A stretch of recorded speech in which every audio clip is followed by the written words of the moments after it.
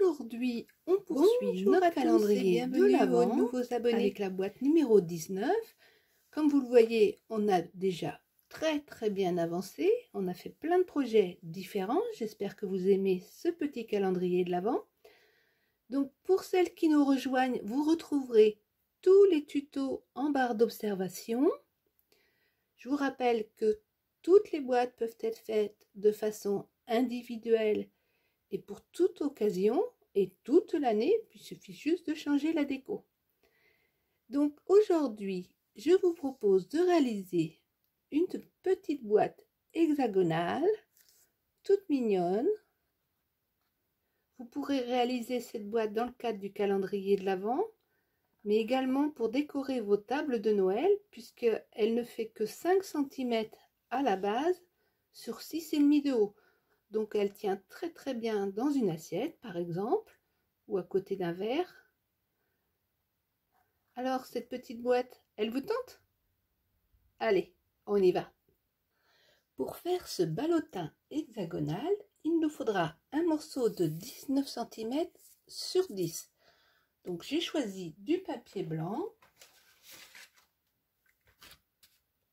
de ce bloc-ci de chez Action. Sur la longueur des 19 cm, vous allez marquer un premier pli sur toute la largeur à 5 cm, puis à 9, à 14 et enfin à 18. Vous retournez d'un quart de tour et vous faites un pli sur toute la longueur à 6,5. D'accord? On va marquer un premier pli sur la largeur à 5 cm. Puis à 9.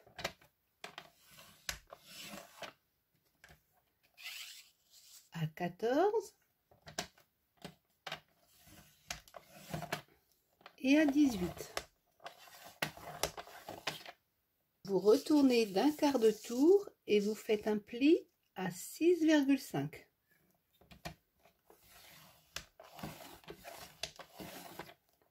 Donc vous voyez sur le schéma, on vient de tracer nos diagonales, ici et ici. Je vous rappelle que vous pouvez télécharger tous les schémas sur le groupe Facebook Muriel Scrap le groupe. Je vous mets les liens en barre d'observation.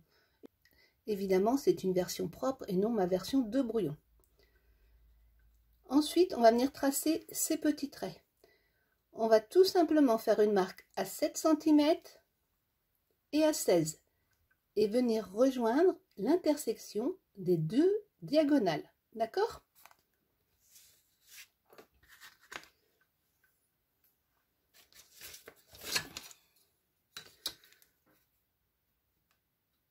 Vous voyez, à l'origine, je m'étais trompée, hein, j'avais mal calculé, mais on s'en rend à l'œil. Vous voyez, au début, j'avais fait ma marque au mauvais endroit, mais c'est pas grave, j'ai réajusté.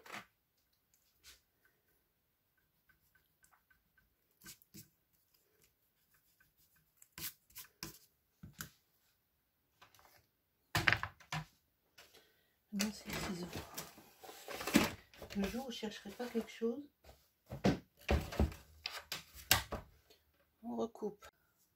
On va maintenant venir tracer les diagonales, comme ceci et comme cela. En haut, vous alignez au premier pli et vous venez rejoindre l'intersection du deuxième. D'accord? Et vous marquez la diagonale.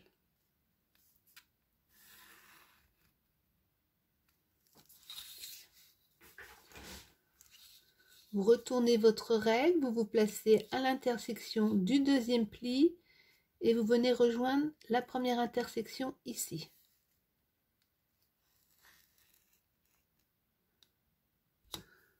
Vous vous positionnez sur le troisième pli et vous venez vous aligner et tracer le pli jusqu'ici.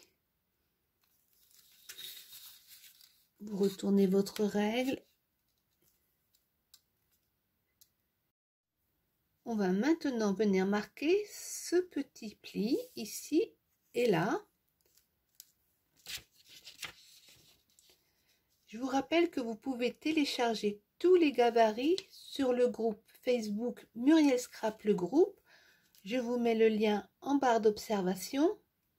Évidemment, ça sera une version propre et non ma version brouillon comme ici. Vous alignez votre règle, hein, vous mettez bien le 0 ici. Vous faites un petit trait à 7 et à 16. Vous n'avez plus qu'à rejoindre votre trait à l'intersection des deux diagonales. Pas facile à dire ça. Vous faites la même chose ici, vous vous positionnez sur votre trait et vous rejoignez l'intersection des deux diagonales. Avec vos ciseaux, vous biaisez toutes vos languettes et vous retirez le rectangle et biaisez cette petite languette et en haut aussi, d'accord? Maintenant, vous marquez tous vos plis. Donc, commencez par les plis verticaux, c'est plus facile, je trouve.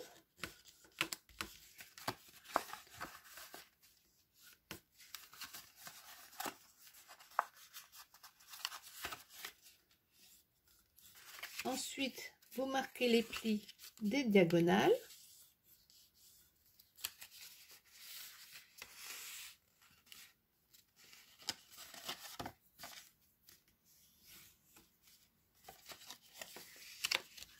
Dans les deux sens.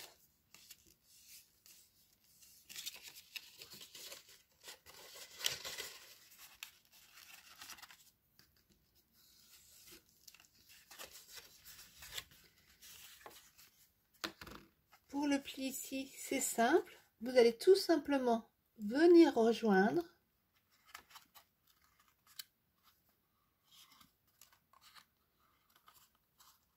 et marquer.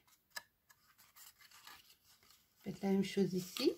Mettez vos doigts sur le pli de chaque côté et vous poussez comme ça. Et automatiquement, ça se forme et vous n'avez plus qu'à appuyer. Une fois que ces plis-là sont faits, ben vous n'avez plus qu'à faire les plis du bas. Pensez à les marquer au plioir, c'est plus joli. Notre petite boîte commence à prendre forme.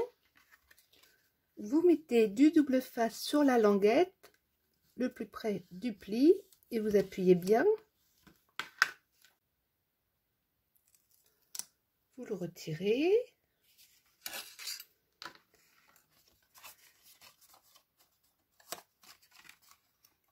Et vous venez vous aligner à ras. Normalement, si vous n'avez pas fait d'erreur de calcul, on est pile comme il faut.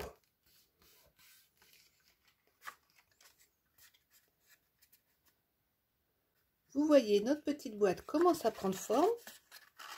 On va maintenant coller nos languettes.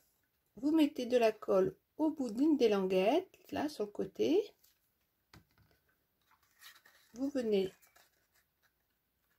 l'appuyer. Vous mettez de la colle sur celle-ci. Vous la collez.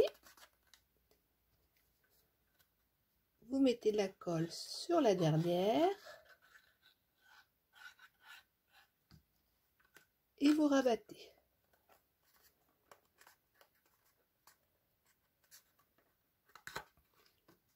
N'hésitez pas à bien faire adhérer en vous aidant de votre plioir.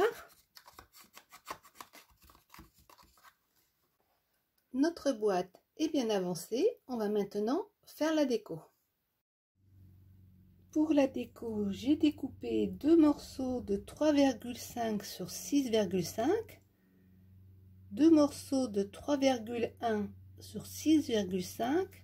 Puis j'ai tamponné mon sentiment en rouge et je suis venue l'embosser à chaud avec du vernis transparent, et ça je vous recommande vraiment ce produit. Avant de coller le tout, je passe un coup d'encre sur mes côtés. Ça évite de voir cette tranche de carton.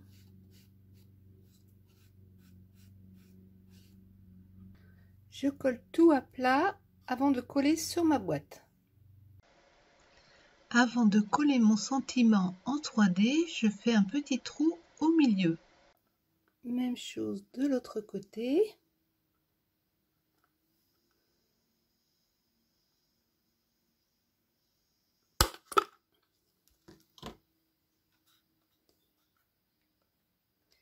J'ai pris un ruban d'une quinzaine de centimètres que j'ai plié en deux et que j'ai passé dans les deux trous.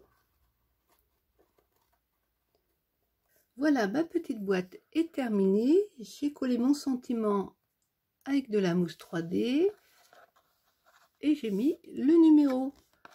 J'espère que ce projet très rapide et simple à faire vous a plu. N'hésitez pas à me laisser un commentaire.